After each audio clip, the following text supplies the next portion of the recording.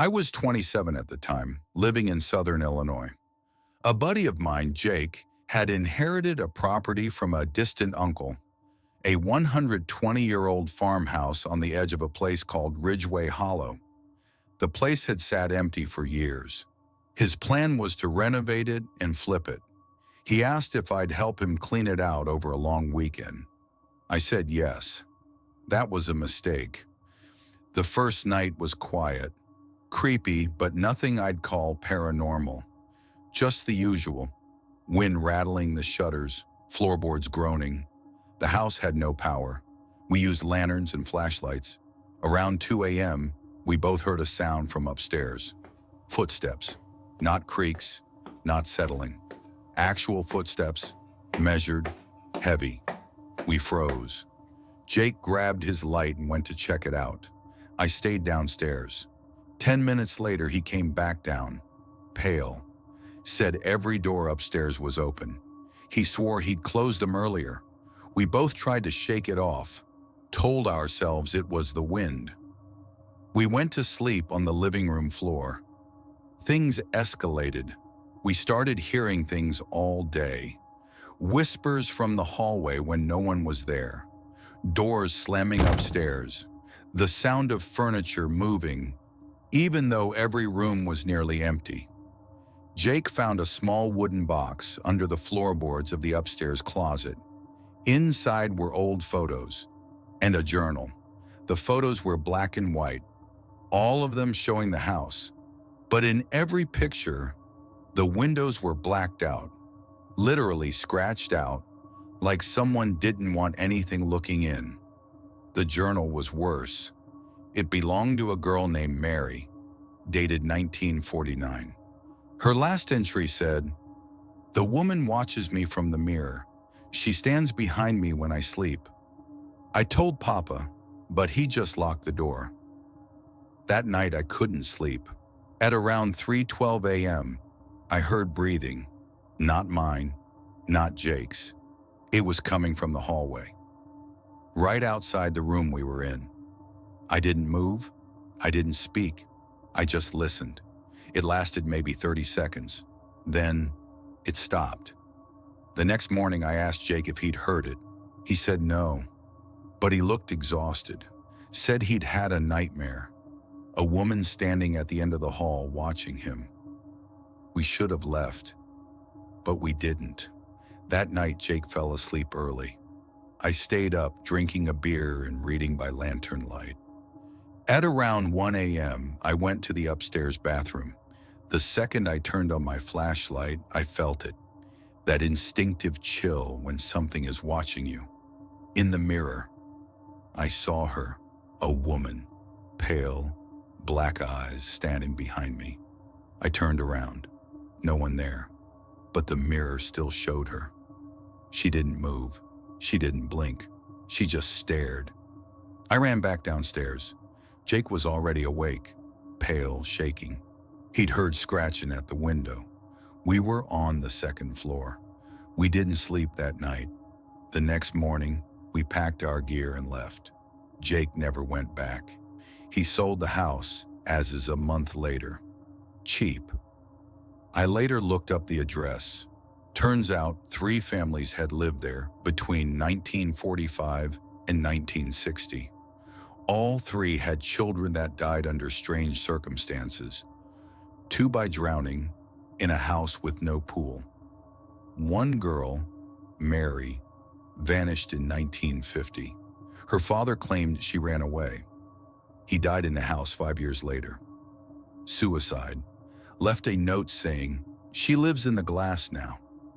I don't tell many people this story, but to this day, I don't have mirrors in my house. And sometimes, especially around 3 a.m., I still hear breathing coming from the hallway, even when I'm alone.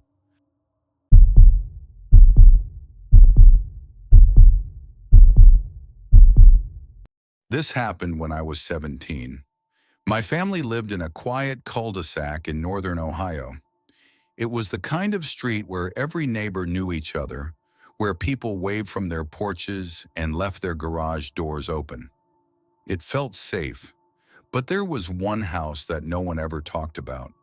It was at the very end of the street, a dark blue two-story home with sun-faded siding and boarded-up windows. For as long as I could remember, the house had been empty. Overgrown bushes in the yard. No cars. No activity. Everyone just called it the dead house. One night in the middle of summer, I was walking back from my friend Ryan's place around 11:30. As I passed the house at the end, I noticed something strange. The porch light was on. I stopped and stared at it. I had never seen any lights on in that house before. It flickered slightly like old wiring, but it was definitely on.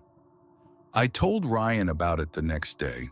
He laughed it off, said maybe the city was checking power lines or something, but I couldn't shake the weird feeling it gave me.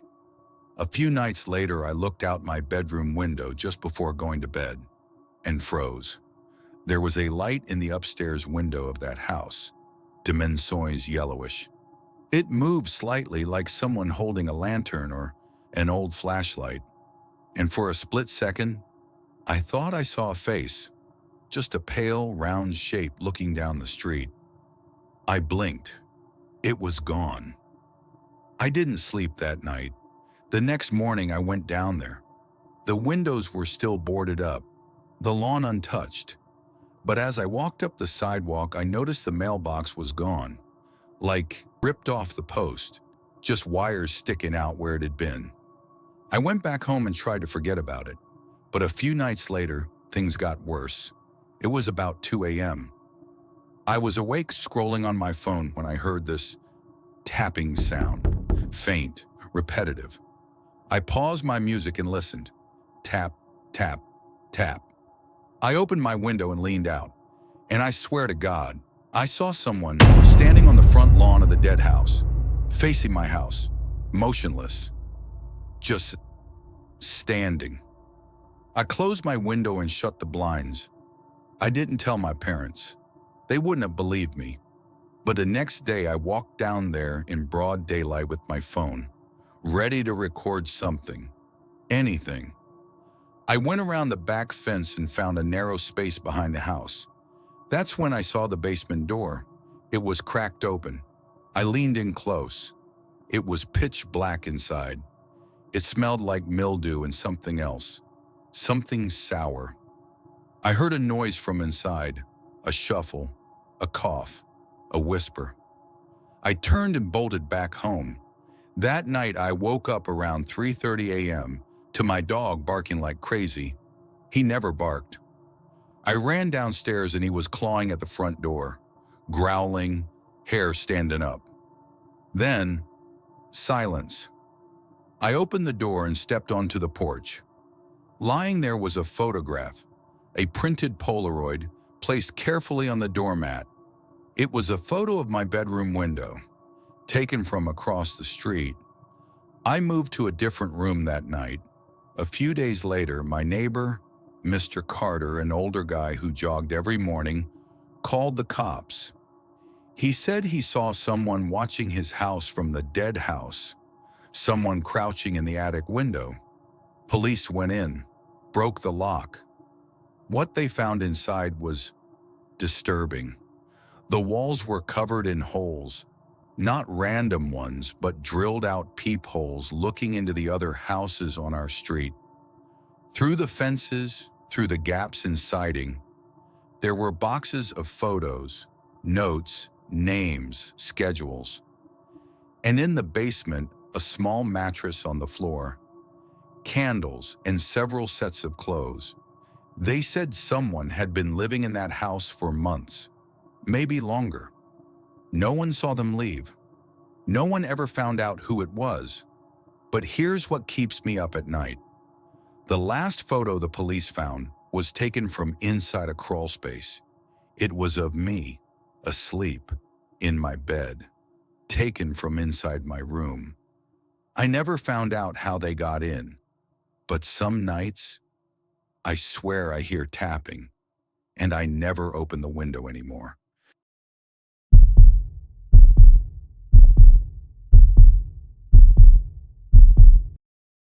This happened 2 years ago, when I was living alone in a small rental house just outside of town. Quiet neighborhood. Safe, at least I thought. It was a Friday night around 11:30 p.m. I had just gotten out of the shower and was making tea before heading to bed.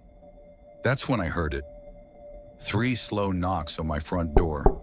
Not a doorbell, not urgent, just deliberate. I paused. No one had texted or said they were coming over. I don't get visitors late. I live alone, and I don't answer the door at night unless I'm expecting someone. I stood still and waited. Another knock, then a voice. "Hello." It was a man's voice. Calm, almost too calm. "I think you dropped something out here." I didn't open the door. Instead, I walked quietly to the side window and peered out through the blinds.